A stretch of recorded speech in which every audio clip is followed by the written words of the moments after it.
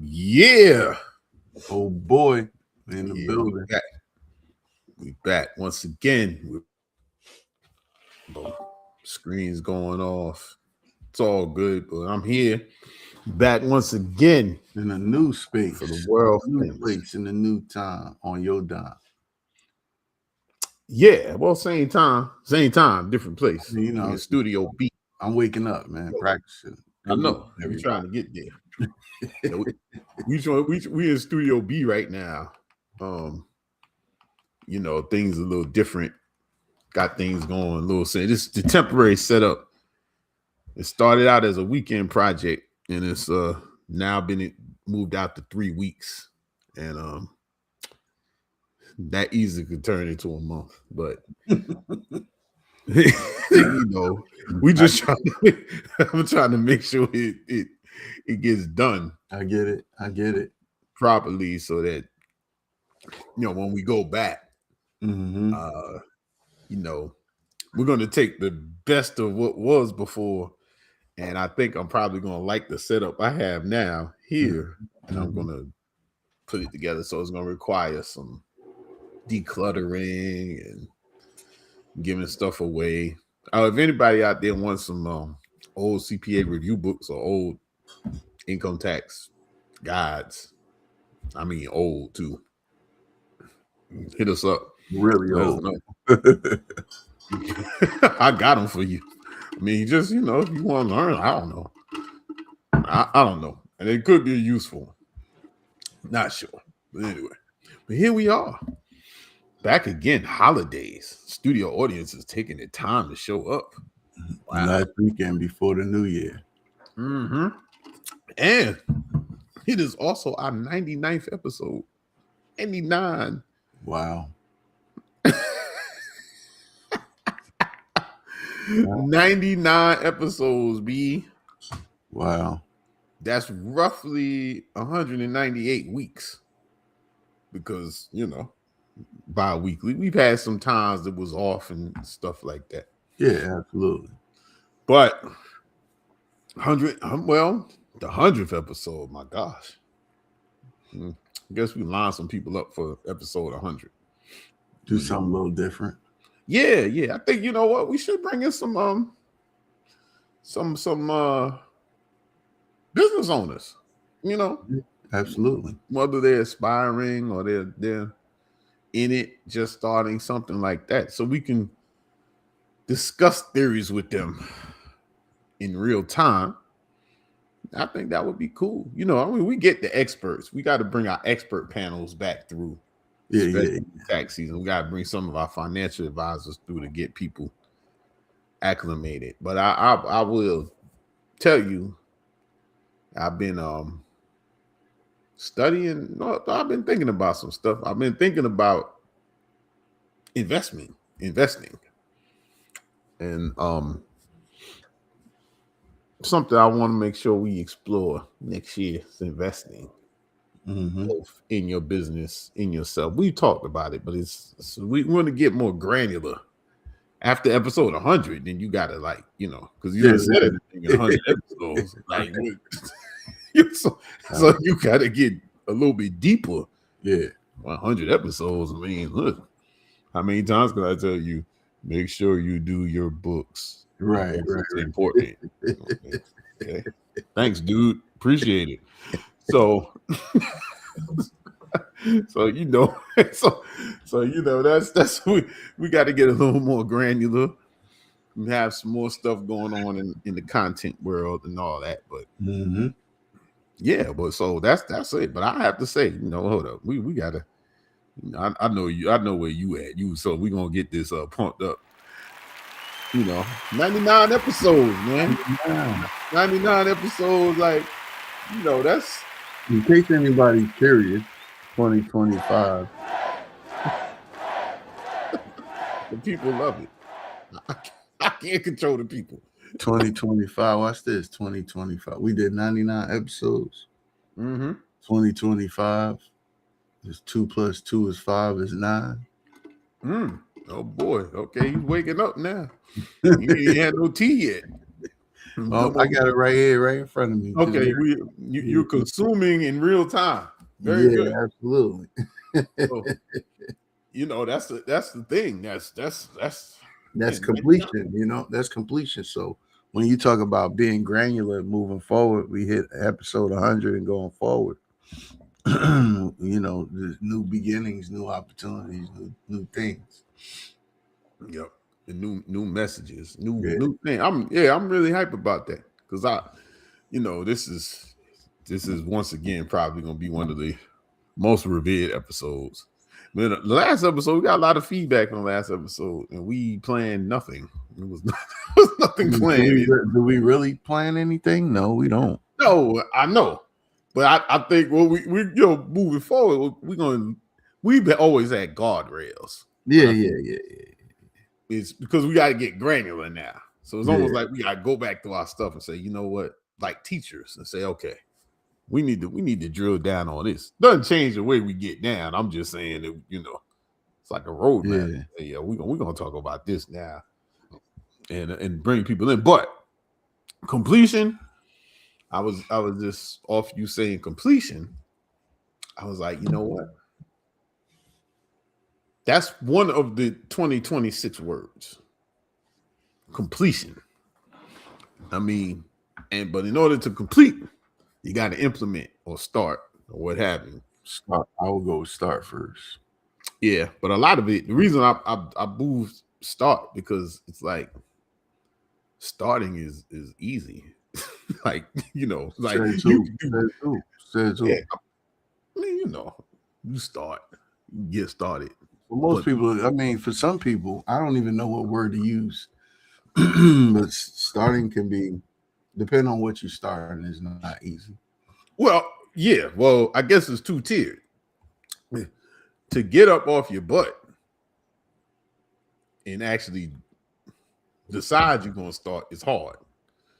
Stand up. Let's go stand up first. That's easy. Yeah. Taking the step to go and do what you're going to do could be the hard piece. Yeah. Well, it could be. In that whole, wherever you at in that. I'm talking about the people that's already started. Right? Oh, okay. That part is, maybe that's the better way to say it. You've already started. That's easy. Because you're full of ideas, enthusiasm, passion. I'm ready to go. I'm ready to get it. I'm excited. But then the excitement, levels out. And you get faced with something. And sometimes you go back and then you question what you started. Am I even doing it? Right? I mean, is this really what I wanted? Because your expectation from starting was, I'm going to start, boom. Everything's going to work. Everything's going to roll fast. So this year, I started talking more about implementation. I'm right now, I'm in a season to make it all, life coachy and understood out here. I'm in a season of implementation. I don't see this season sunsetting anytime soon, God willing, right? But the season of implementation, because I'll just give my own personal story here. I'm surrounded by brilliant people that have wonderful ideas. And I got good ideas too, but I'm surrounded by them. But in my history of being out here doing my own thing for, why is it?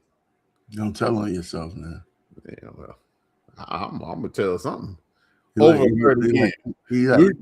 like 100, but he don't look like he 100. Yeah, it's like in entrepreneur years. I'm 100 entrepreneur years. Yeah. So there's some people really old in entrepreneur years, man. So like that. Yeah, I like that one. Yeah, so executing a plan is the challenge, and that's what many people, they get lost and they give up because the plan, well, one, if they make a plan, that's your department, they'll come to you. But even they make a plan. In fact, I just had a discussion with a buddy of mine this week who's starting a company, and he's stepping up, he's stepping forward, he's got things happening, prototypes going on, potential investor, things like that. And I pulled a you. I said, so what about your business plan? And he told me, all the things he had going on, and what in short, he didn't feel like he needed a business plan because he had these things going on. Mm-hmm. I said, you're right, you had these things going on. But I said, remember, the business plan is for you. And it's nothing more than how you plan on making money. Okay. That's what it is. That's how I summarize it. It's a plan. Now, there's all these tentacles to the plan, but it doesn't have to be complicated. It's also a living document because situations change. And you need it to get back to your why. It was something we talk about. Like when things are suspect and you're not feeling that great about what you're doing, you have something to go back to. You got the plan. And all that is part of implementation. Of course, the usual episode we'd be right now talking about, well, it's time to plan for next year. Things that's. And I think they know that though, right? At this particular point. Yeah, at this point, 99 episodes, you kind of get an idea what's going on. But those episodes if you want. Yeah. But what I'm saying is that let's talk a little bit deeper about that. What I'm finding in lots of conversations, because it's like all my friends got businesses. It's interesting, but we tend to neglect the plan of, when all these businesses we're talking about, we are the business. So let's just be real about it. We are the business. Mm-hmm. The business is there to benefit you. You're probably the primary, if not only, shareholder. It's all you. So how many times people just sit down and say, I need to make $60,000 at minimum from this business? More people are usually at the whims of, I hope I do well next year so I could pay these bills. As opposed to saying, yo, no, I need to make this per year. Even if you fall short, you get to know that. Now, the difference is because now some of your moves, we talk a lot about strategic and, this and that. What's important is once you know your moves, you're going to make your moves based on and it is proven. You can go biblical, you can go scientific, ethical, method, whatever method, man, whoever you want to listen to. When you start voicing things and putting them out there and making it, your brain focuses on that. It's called developing the neuroplasticity of the brain. Wow. What he said. So when you have these things happening, when they happen, if you don't say, so like you start the year and you're just empty. You're saying, oh, I hope I do well. Well is not quantitative. You can't spend well, when it's time to pay the bill. You can't say, hey, Duke Energy, I'm doing well. Here you go. No, they send you a bill with numbers on it, and they want you to remit that dollar amount. So, well, for you, for some people, is 60,000, 50,000, shoot, 30,000. I don't know. No one can tell you how much money you need to live on. I don't know. That's why I love when they come in for, I want to do some planning and XYZ. So what's your goal? What's your goal? What's your goal? What's your goal? I don't know. I was hoping you could tell me. Yeah, like but you cut me in on the deal. I mean, like, so look, that's the next time somebody says that, oh, you cutting me in then. All right, cool. So, but the thing is what they don't know, because people don't think goal centric and goal planning. Some of it comes from, I think it's the evolution of being a wage earner to running your show. So the wage earner is you present yourself out there. Companies say, hey, we're interested in you. Come work with us. This is what we have to pay you. We can pay you. And then you go back and you you might negotiate. You ain't negotiating that much. I mean, you think they not going outside their budget for you, despite what you think is going on. They might have just put you on the low side of the budget and then they boost you up. But trust me, because that's why no one ever thinks they make enough money. Because no one's gonna pay you what you think you worth. I mean, like that's but see, that's a conundrum too, because do people really know what that looks like? Value, worth, right? What does that even mean? And I think it's, a lot of people so used to putting a number on something because of an hourly wage or what we've been programmed to believe in terms of hours. So I bring you value. I open my mouth and I step into place and I'm there and present, and that's my value. So you have to pay me X, Y, and Z. I'm worth this. When that's not really what it is, because truth of the matter is the reason businesses are businesses is to bring a result to something.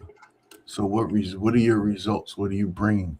What are the outcomes that you can help someone get to? That's what we need to look at. And then that's how you tie in the worth, the dollar amount. Yeah. If you really want to get down to it, because now you got room to shift. Yeah. And so we got a quick comment here. We're on a 70-inch TV. Wow. Man, should have went and got my stuff together. 70-inch TV. I guess that's why you got to stay ready. So you ain't gonna get ready. Right there, we on 7. Wow. Hey, Donna, how you doing? Hope you're doing well. We will talk. Absolutely. Hello, Donna. Hey, yep. Donna. Yep. We will see that. We will talk. Absolutely. We'd love to help you. That's a beautiful thing right there. So what happens is that people to get, it's they don't have the goal. So like I said, just to build off what you're saying, it's a known thing. People that are in business, you will learn, and it's a thing out there that people like when you hire somebody, your target is to get 3 back to value 3 times they should be worth 3 times your salary, their salary to you. That's like an unwritten rule. So no one's going to pay you what you're worth because there's a profit motive. I mean, you might be worth $300,000. I'm not paying you $300,000, and neither is anybody else. So that's there. So what comes back, well, I say you get into it now you're the boss. You're the hiring, even if you're hiring yourself. You don't know your market value in what you do. A lot of times it's outside of what you did for a career or something. So you don't really know your market value. You don't put it on there. So you just start working. Mm-hmm. Because when you have a job, you don't have to worry about it. They've already told you your value. I'm paying you this. I'm giving you a bonus. You're on X, Y, Z. It's all good. That's what you're getting. So you don't have to think about it. So when you get there, you're in the seat. And you're sitting there and you're like, well, I don't know. I just don't know if people even sit down and say, look, I'm going to challenge myself to make what I made in my last job. Even something like that is a goal because you got some sense of a value. Chances are you're going to make less than what you made at your last job. It's just, especially in the beginning. Now you get those folks that, they took a contract from their last job or XYZ, or their job is now contracting them to work for them. Most times they're still establishing the value to you. They're still saying, hey, well, because what it is a benefit for them. Instead of paying the cost of you as an employee, I'm going to give you all the money. You deal with yourself. You're going to see it as an increase, but you're not aware of your self-employment tax. Just sticking with that. There's no retirement cost for them, no health insurance cost for them. They do that. So when you get your contract from a job puts you as a contractor, and that bump that you're collecting, now you've absorbed all their costs. So guess what? They're still making 3 times the money they paid you. Now they're making 3.5 times the money they paid you because they don't have those other fringe benefits. Mm-hmm. Wow, that's interesting. I wonder where that came from. Anyway, so we don't establish our own payment goals, like our goal. So if you start out, so now we're gonna stick with that scenario. You start out, you have that goal, you have that place. Let's just say, you were making 75, they gave you 100,000. You're not going to keep 100,000 now. And a lot of these contractors, you don't even have to incur. We've seen this. Like, you don't have to incur any expenses. They give you everything you need to do the job. So it's we get some people, we're like, yeah, I'm contracting now. Something we're like, so do you need this? No, they give me a computer. Okay. Did you buy a tractor trailer? Yeah, they said nothing. Or they were like, oh no, they reimbursed me for everything. I'm like, wow, they really, like you jammed up, but you're not gonna keep all that bread because now off top, we 15.4 off top. Mm-hmm. Coming off there for your self-employment tax. So now you have to learn how to live off of that. That's another thing a job does for you. It gives you, you not getting more than what your take home pay. Right. That's what it is. So you don't have to think about, I think, and look, I've been a wage earner too. And there was a point where it was getting too good. So I had to leave. I had to go. I was getting too accustomed to it. I'm saying, like, you don't think about explain that to the people. Okay. Well, I'll explain in the context of what I was about to say. Like, I think having the wage earning, at least for me, I'm speaking for myself, you could kind of, you think more about what you don't have because you're getting something all the time. So the reason I knew I had to go, because I still had clients on the side too, and I was working crazy, but there was weeks where I was like, oh, I'm getting paid this week. Like, I didn't even, you know what I'm saying? Like, it wasn't even cognizant. It was like this. I didn't have to think about when I went to the store if there was money in the bank. I didn't have to, if I wanted to do something, sometimes the cash is there. I didn't have to be as prudent with the cash. I would be like, it's $1,500. Oh, okay. Well, I look in the bank. Oh, there's $3-4 in there. All right. Here. You know what I'm saying? I'm not thinking about it like that. Going, doing all that stuff. And I was like, you get detached from it.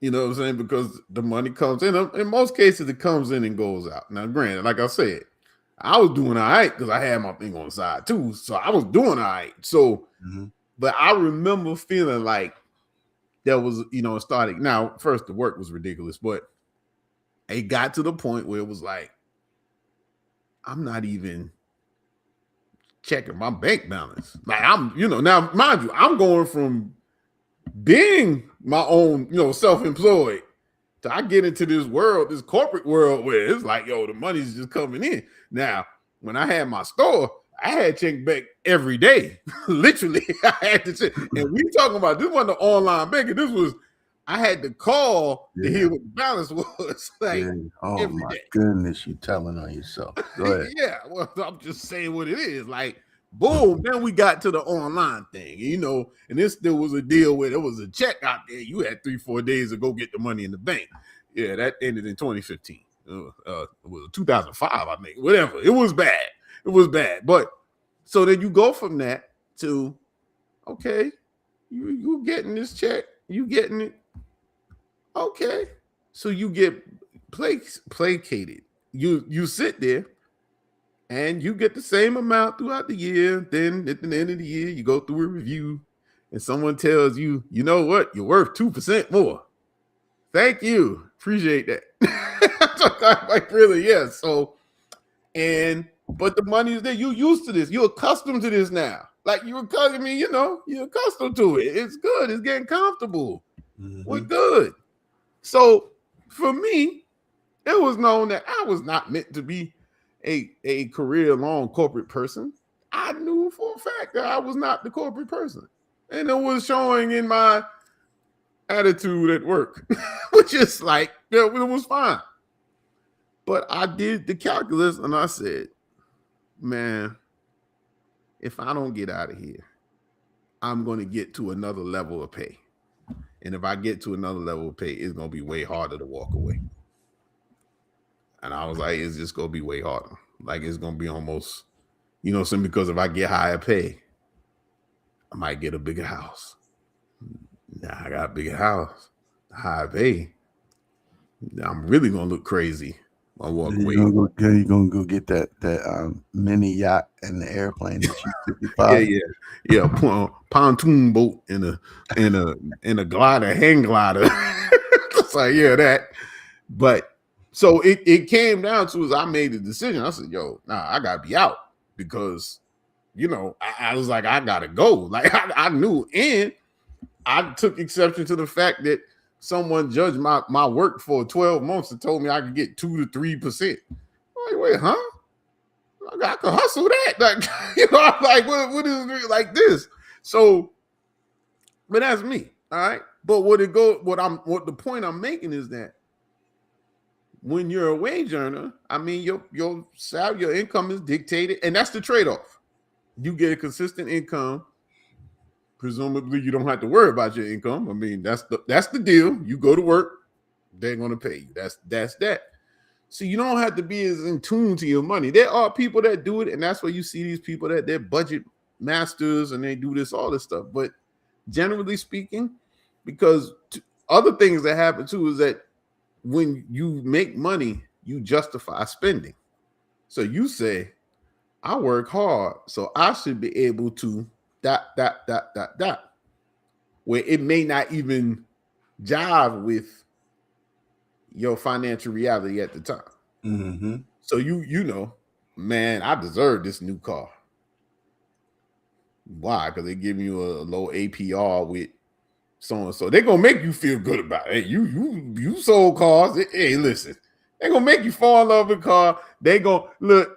There's a sidebar. Now I'm gonna do the reverse. I'm gonna speak as a consumer watching people buy cars. You got look. Unless you got two types. Me and my father and uncles, we really just used to go look at cars. You know, no cats would do it. But if you're not savvy enough, you leaving with a car. So just if you go in there and give any hint that you ready to buy a car, you're out of here. Yeah. You're leaving with a car.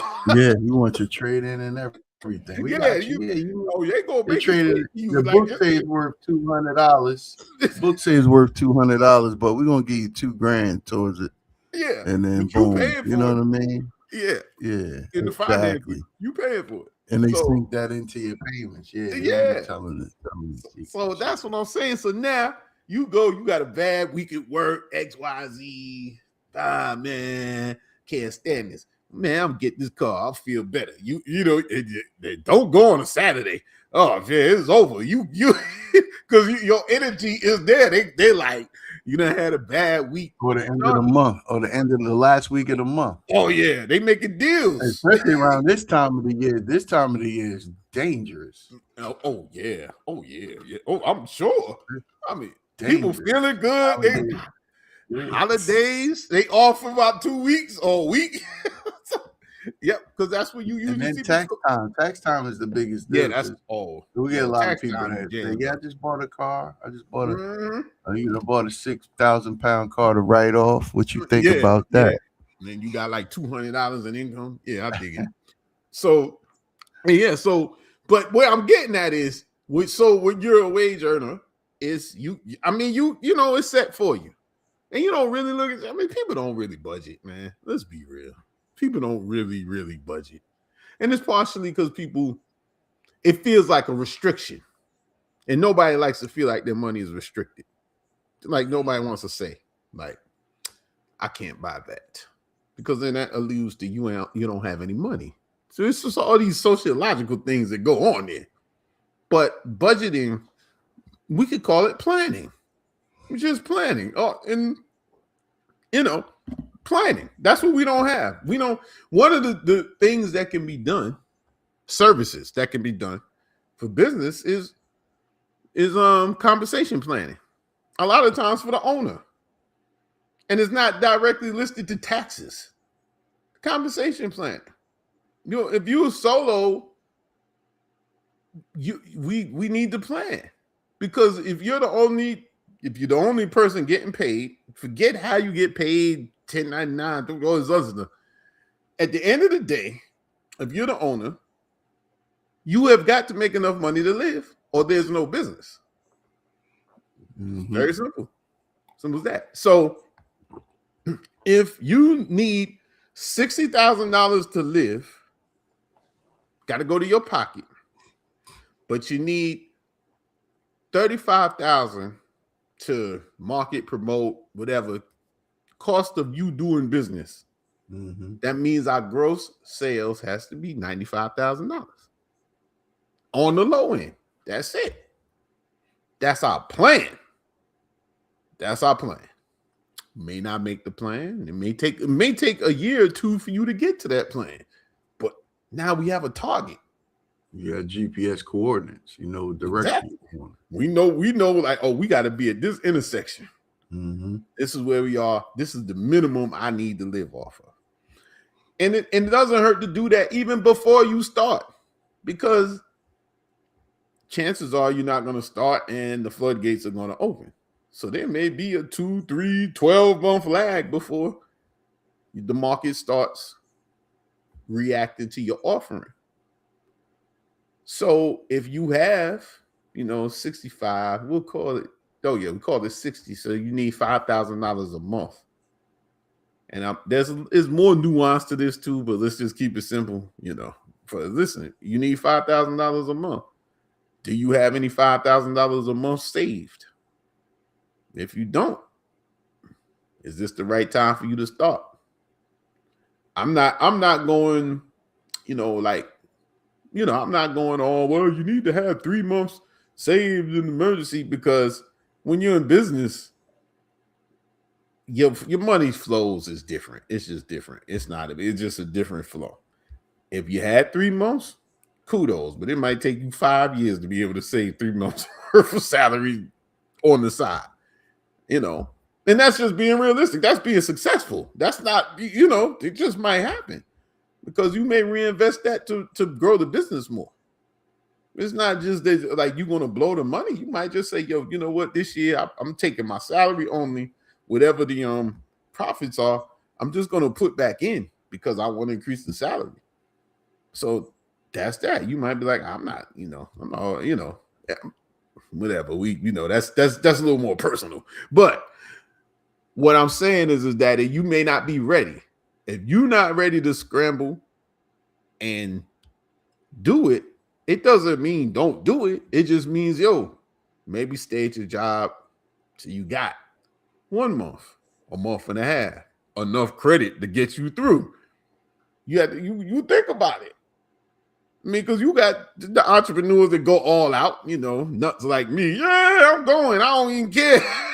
Burn the boats. It doesn't matter like that.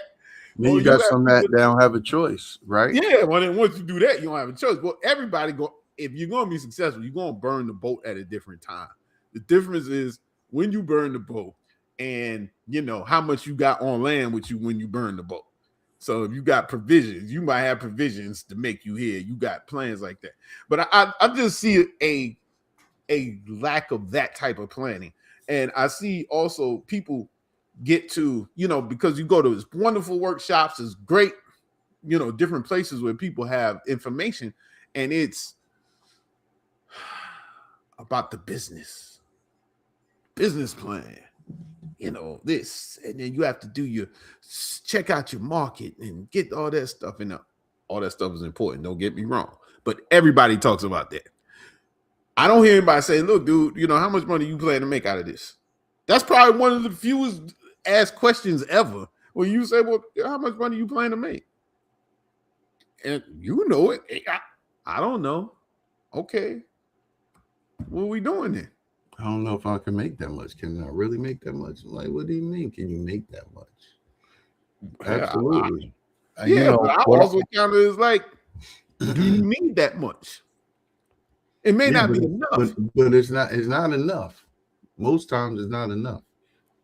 Well, yeah, it may not be enough, but you don't know. If you don't know what your mortgage, all your stuff is, well, you know what, we use MVP, minimal viable product, is minimal cash for me to live. So how much is that? That's your first step, especially in the early part. When you're in the struggle phase of business, like we talk about, striving, thriving, and arriving. When you struggling, you got to know enough to keep, because you are the business. You got to stay active. You got to stay there in order for the business to continue to grow. So you have to. So it's a number you have to get that I need that. And that's why I think it's difficult. And most people do undershoot it because they think just of the business. They're like, the business expenses, or the business needs. I've had that before. Well, the business needs to make $3,000 a month. Well, if we shoot for what the business needs, guess who's not going to get any money? So I would say, well, so you need $5,000 a month. No, I need $3,000. No, you need $5,000 because $2,000 got to come to you. For the goal, see where you land. Yeah, and just to keep it, because you got to eat, and no one out here is in business not to eat that I know of. You never know. Everybody got to eat, man. That's what you get up every day and try to work on, so you can eat and your family can eat. You got to eat, but there's going to be lean times. All right. we got the homie in the building, but it's going to be lean times. But if you don't focus on what you need to eat, what happens? What we focus on? T, what up, T? Good afternoon, T. SC House of Wings in the building. Yeah, that's right. Wings. He knows the joint. Profit first, absolutely. That's a theory behind it. But what I'm saying is that people they don't think about eating. I'm gonna give you a word that I was thinking about last night. Oh boy. I was just having this conversation, but it's funny how you started today's show, and I think this is the true measure of how do you figure out for yourself what you. So, for example, like if you go to a roller coaster park. Are you there for the ground entertainment, or are you there for the roller coaster? You already know what your capacity is, right? Mm-hmm. And if not, you're going to learn very quickly what your capacity is, right? So the word is resilience. 100%. Right? It's not about avoiding the hardships that you're going to run across, right? It's really about developing the internal, most importantly, and the external capacity, but the external understanding that is needed for you to move through things without breaking. And that's where being a business owner, that's the road, that's the journey, that's the ride you're going to be on. You're always tested. You're always, forget about it.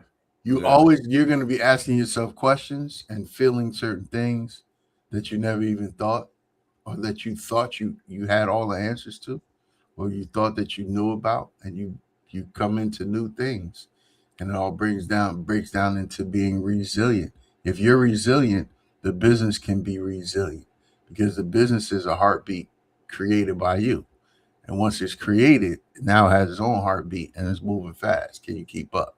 So you gotta measure, find a way to measure your resilience. What type of pain can you push through? What type of pressure can you push through? What type of because there's gonna be situations where you're gonna lose your identity. You'll have what's that? What's the name of that? Imposter syndrome. Imposter syndrome. You're gonna go through that. You know what I mean? And then you have to be able to, like when a diver goes diving, right? They have a string or a chain tied to them, especially if they're on a mission critical diving session. So they can dive, but they have a footing to get pulled back up, right? There's something to pull them up, pull them out. And that's what we talked about in earlier episodes, or a lot of our episodes about developing a team, right? Having a great team, having an ecosystem, having a support system, understanding who your stakeholders are, learning how to read the room, and knowing who your players are, right? That way you be able to handle disruption as it comes along, because disruption is what makes businesses better, right? Disruption is what make you unique, or makes you part, or makes you general population, right? You want to be part general pop, or you want to be unique. You know what I mean? So General Pop is yeah, you know. Shout out to my man Marshall. Thanks for What's up, checking Marsh? in. What's going on, Marsh? But yeah, so it's about the resilience, man, and if you have enough resilience and you're able to bend without breaking, you'll grow so much. Your confidence, your understanding, you'll be able to see. You'll be able to see behind what you see. Those are that's for the ears of the people that understand what I just said, right? Yeah, that's serious. Yeah, you'll be able to see behind what you see, and so yeah, so that's really the word, I think, to begin with as a business owner, whether you're in business now or you starting, or you want to start, you feel pressure to start. Resilience. What is resilience, right? What is your meaning? Your purpose? What is your how are you emotionally regulated, right? For your resilience, how do you regulate your emotion when you get into situations? As James says, everybody talks about the business needs. My business needs 3,000 a month. No, but you need 5 in order to live. Don't discount yourself, because that's the hardest road to go down. You know what I mean? Relationships and support. What's the resilience of that? Because remember, we talked about this in other sessions about leadership. No one puts on a jacket and say, "Hey, I'm a leader." Well, there are some of those that do that, but most people don't. They don't put on the jacket and say, "Hey, I'm a leader." Once it just happens. The moment you come up with an idea, you get people excited about it, and they listen to you. You're a leader. It's that simple. Whether you're having a cookout, whether you're going to the park, whether you're going on vacation. Hey guys, I got an idea to go on this vacation and do this. Making a beer run. Right, correct. You're a leader. Jump in the car with me. I'll drive. You're leading. So let's not use that word for something bigger than, and it's only and only leaders can wear that jacket. No, the most simplest person is a leader. The most simplest person has the greatest idea. The most simplest person has the max amount of resiliency they need to thrive. You have to pull it out, and being a business owner will pull it out of you every single day. You don't get to relax and say, yeah, as James said earlier, yeah, I'm gonna get another paycheck in 2 weeks. I'm gonna blow this one. It's cool, no problem. Business owner, you don't get that. You don't get to do that, because there's some heavy consequences that come with that. And I yield. Oh, yo, that was very good. You brought the next topic, but it's true, resilience and leadership. But I wanted to just build on your leadership point. There are leaders, and then there's the act of leadership, and they're different. Everybody can show leadership. A leader, in some cases, is appointed or recognized as, but the strongest organization has people that show leadership up and down. I will take an example. We're small enough that nobody will say that. The United States has a leader that exhibits no leadership. Oh boy. That's just reality. I mean, that this particular leader concentrates on himself. He does nothing to lead people to for their benefit. If it's not for his benefit, doesn't matter. Is that leadership? But yet he's the leader. So, just an example, so whatever. That's just the truth, okay? So the fact is, that's just what it is. That's a nonpartisan truth, all right? So, but resilience is building resiliency.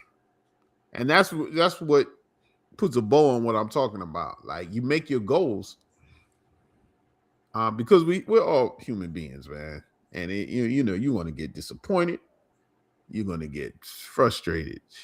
You're going to question yourself.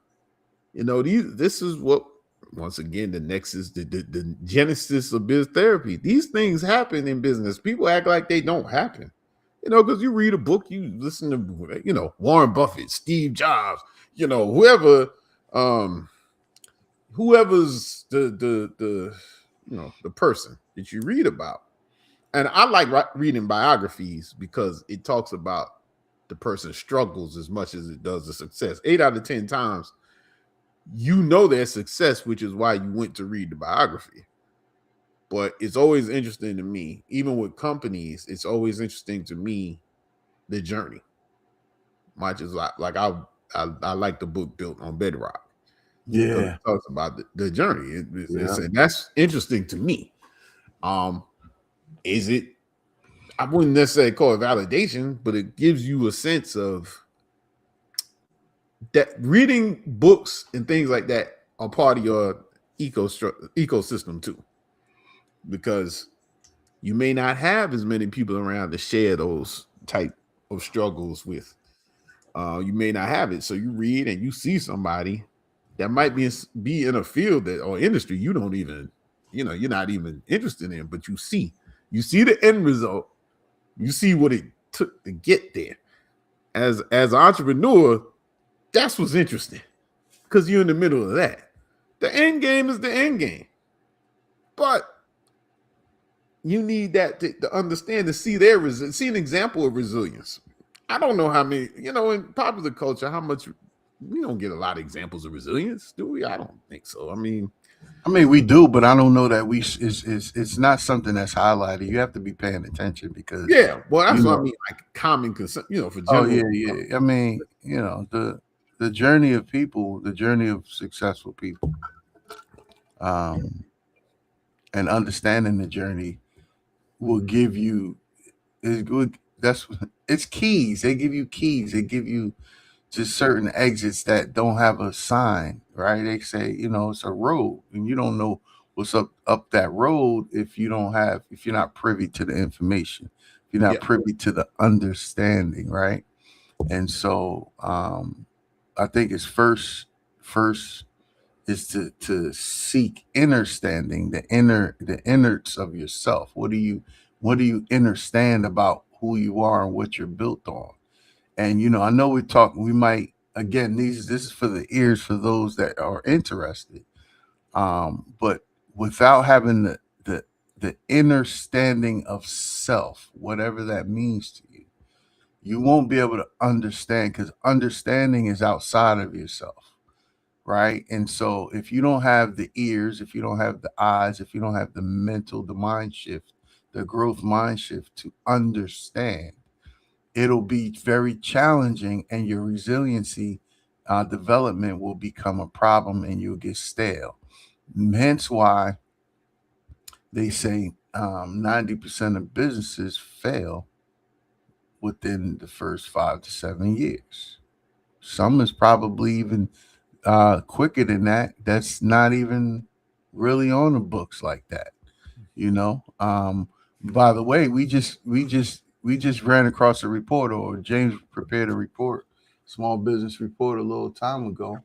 The numbers from the world, small business owners. And this goes back to what we were talking about earlier. The average income for a small business sole proprietorship and that's 90. It was a 93 to 96% is 25 to $35,000 a year. I'll let that sink in for a moment. Now, if they're doing the numbers, this is data. This is data collection. This is data analysis. If they're doing that data, they're collecting that data and doing the analysis on that data.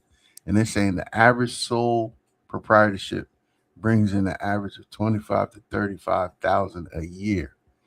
Then do you really understand what you're worth? Do you really have a core positioning on your resiliency? Do you really know what you should be making? Hence why we started this conversation about having a business plan that'll allow you to give you direction, so you can know the direction you're going in. But you're gonna meet people along the way. You're gonna meet a Kory, you're gonna meet a James, you're gonna meet a whole bunch of other people along the way that's gonna say, oh yeah, you're going in the right direction. When you get up two lights, make a left. Matter of fact, when you make the left, make sure you look for this landmark, because back in the day there was no GPS. And this is before MapQuest. You pull over and say, hey, where's such and such? Mm-hmm. And they'll point you in the right direction. That's how life goes. Yep. Right. And so being able to stand on that bedrock, that book you mentioned, right? It's about creating a foundation for yourself, something that you can always go back home to and sit still and revise your plan. Exactly. You're back, bro. And that's the whole thing is about, look, I think to the statistic you just shared, part of that is just because people's expectations they don't have high expectations for themselves. To be honest with you, they don't say like, look, so you think about that. If you say, okay, I want to build a company that makes $250,000 a year. Right, just a number. For some people, that would be like, well, because of my experience, I'm like, I can see 250, I can see $1 million. I can see it. I understand what it takes to do that, which goes to the resilience. Like, I know what it says. It's not just because I said, yeah, I want to make that, and it happens. Like, oh, okay, this is what it's going to take for what I'm doing to make that. But to be like, that's what I want to do. I want to do that.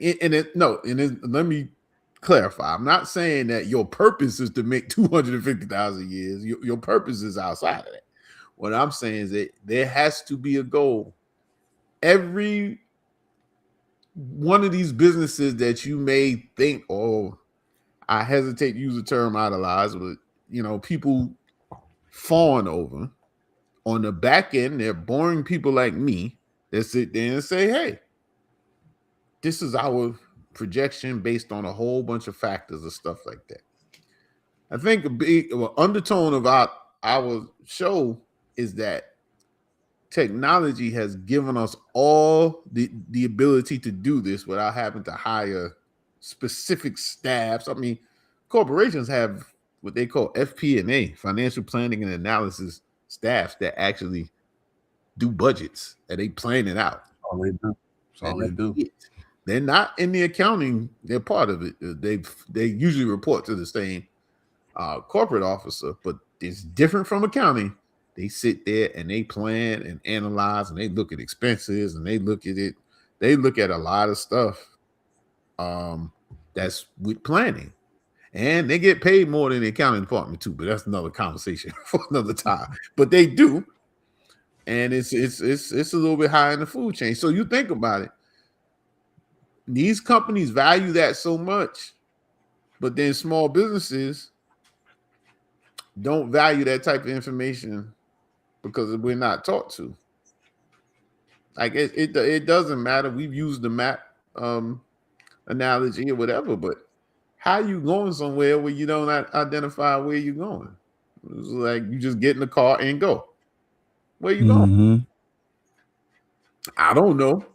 So that's the equivalent of me asking you how much money you want to make. I don't know. Do you get in your car and say, I don't know? Now, there's times you do that. You're just going for a drive. But you do know at some point you're going back home. So you know where you're going, unless you know. I mean, but unless you are really running, then that's different. But let's just keep it, in usual times. We know where we're going, man. We know where we're going. We want to know where we're going. You go to school, you're going to school for 4 years in college to do that, master's in 2, at PhD in how many other years? You have a goal. But yeah, when we start a business, we don't have any goal. You know the goal that we look at? Most businesses fail in the first 2 to 3 years of it, or in the first 5 years. That's the thing that gets highlighted the most. It's a common statement. I think people are too comfortable with that number right there. Yeah. So what it is you fear, and as a we almost at the hour, but we don't really know why they fail. No one ever puts it in there. Like, no, that statement is not followed out that most businesses fail in the first 2 to 5 years because they run out of cash. Right. Not because the idea wasn't good. Right. Not because the person didn't know how to run a business. Right. It's because they run out of cash. Right. So, but we don't plan the cash. Right. You see what I'm saying? So the cash plans us. Yeah, and that's where we are. So there you go. But that was good. That was very fruitful. Very good. I think the replay of this will be kind of phenomenal. Episode 99. There was a lot of gems were dropped in here. You should tell a friend and tell a friend. If they're in business, they want to be in business, they're thinking about business, they're a family member of someone that's in business, or any of that, share this live. We'll get some shorts out there, some short videos, but let them know to come check us out, man, because it's about to be deep. 26, son. 26. You know what I'm saying? It's gonna be deep. I'm saying. But as I said, it's all good, man. Happy holiday. All I'm gonna say, I'm always happy holidays. I hope you had a wonderful Christmas, Hanukkah, Kwanzaa's up, Festivus, whatever you want is good. Festivus for the rest of us, if you on that Seinfeld thing, right? So that, and then Happy New Year or Merry New Year from us over here at the Heyward CPA accounting firm. And also happy tax year, because it's coming, people, for y'all. The tax year doesn't end for us, but for y'all getting ready to celebrate. It's a year-round preparation for us, for you to celebrate for 3 months. So yeah, I like to say, everybody, definitely Happy New Year, Happy Holidays, but most importantly, take this last week and reflect on your year. What did you learn? What did you gain? What were your wins and losses? Right? Just reflect. Write down some new things that you want to achieve. Because if whatever is not written down doesn't exist, and take the time to figure that out, and also figure out who you need, what resources you need, who do you think you need, and try to seek those out. Right? Especially our business owners, specifically. Seek out those resources, build those relationships, get into those rooms, get into those groups. If you can't find them, create them. Right, and invite the people, and just put a little more push, and measure your resiliency. Push a little harder this year, right? Push harder than you ever thought you've ever pushed hard before. And if no one's behind you, believe it, somebody's behind you. All right, because when the student is ready, the teacher will appear. Mm-hmm. And on that note, your peace on that. Happy New Year, everybody. Peace.